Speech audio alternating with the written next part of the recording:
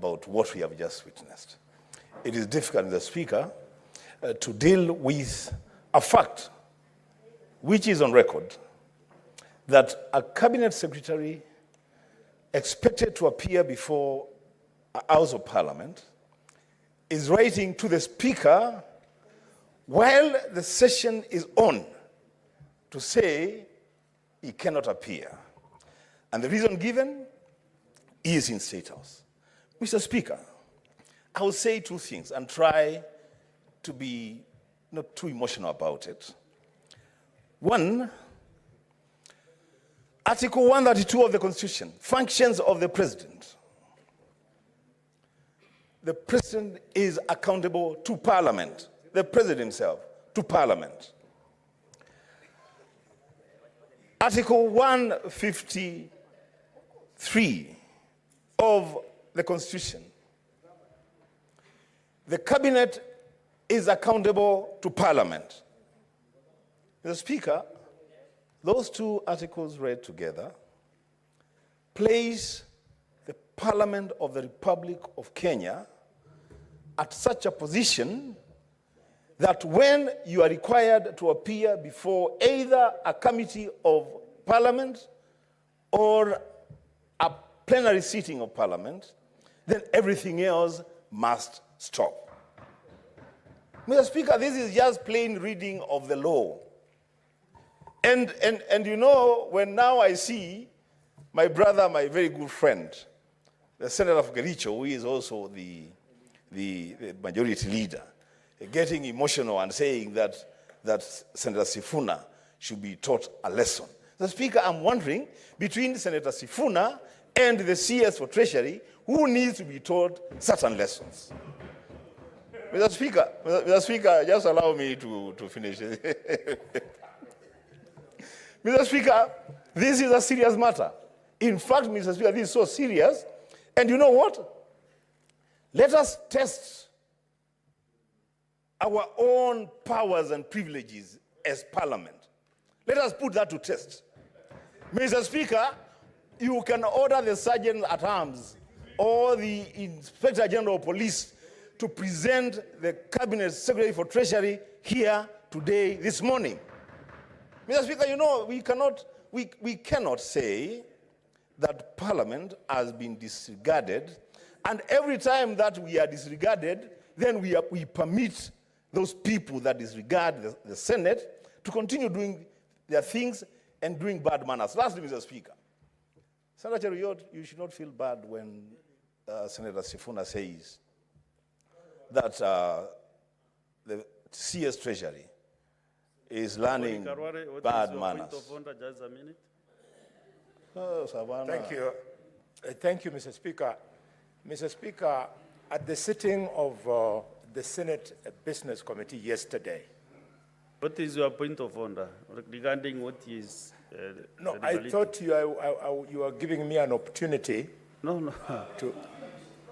You are... Sorry.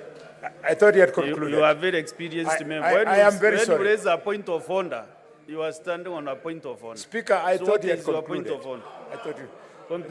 Then I'll have my time if you... Senator Wambua, conclude. If I'm able to catch your eye. Less than a minute. You know, we defer to Senator Halwale, honestly. Surely, I was on my feet. And you're a leader in this house. Mr. Speaker, we are saying you should actually order Masengeli to bring the Treasury CS here in this house. The Speaker. Lastly, I was saying that, you know, when Senator Sifuna says that the CS Treasury is learning bad manners and bad behavior from the Kenya Kwanza administration, that is a statement of fact. That this administration is very ill-mannered. That's what it is. This administration has refused many, many times to appear before this Senate. And we are saying the CS Treasury should not go and, when he was donated by ODM to go and join the government, Mr. Speaker, they send him there to go and... Unnecessary anxiety. Mr. Speaker, I'm just finishing. If you bear with me 1 minute. Bear with me 1 minute, Mr. Speaker. Just bear with me 1 minute. These points of order, Mr. Speaker, they don't help. To the point of but what point of order on what now?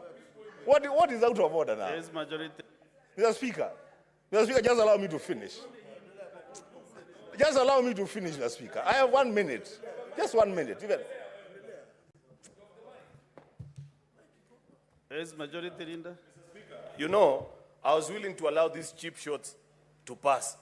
But you have heard Senator Wambua repeatedly refer to me in his statement saying that I'm defending the indefensible. Yet, I pointed to Senator Sifuna that what better evidence do you need that Kenya Kwanza cabinet ministers respect this house, other than the fact that while he was making his complaint, there was a cabinet minister seated here. Therefore, you cannot generalize, Mr. Speaker. Mr. Speaker, if you can protect me from the hecklers, I can make my point, Mr. Speaker. Honorable Senator. But what you are doing is heckling. What better way?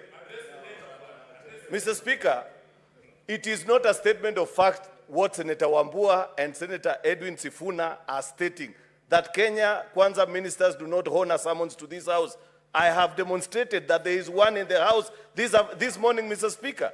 Therefore, Mr. Speaker, if one minister fails to appear, Mr. Speaker, if one minister fails to appear, is it a statement of fact, as Senator Wambua is stating, that Kenya Kwanza ministers do not honor summons to this house? I think this minister is, almost every cabinet minister has come to this house more than 100 times, Mr. Speaker. You know, half the time, first of all, the minority side began by boycotting this exercise. They never used to appear. Probably that's why they don't know that ministers have been coming to this house. Senator, let us make progress now. And my 15 minutes are over. Can you conclude in 30 seconds? You have 30 seconds, Senator Wambua.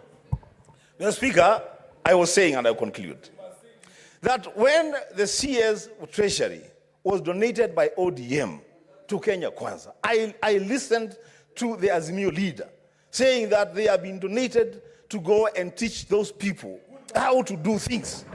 They are not supposed to go there and learn bad manners. They are supposed to go there and teach good manners, Mr. Speaker. So it should be produced here in this house. I thank you, Mr. Speaker. Senator Joyce Korir. Yeah.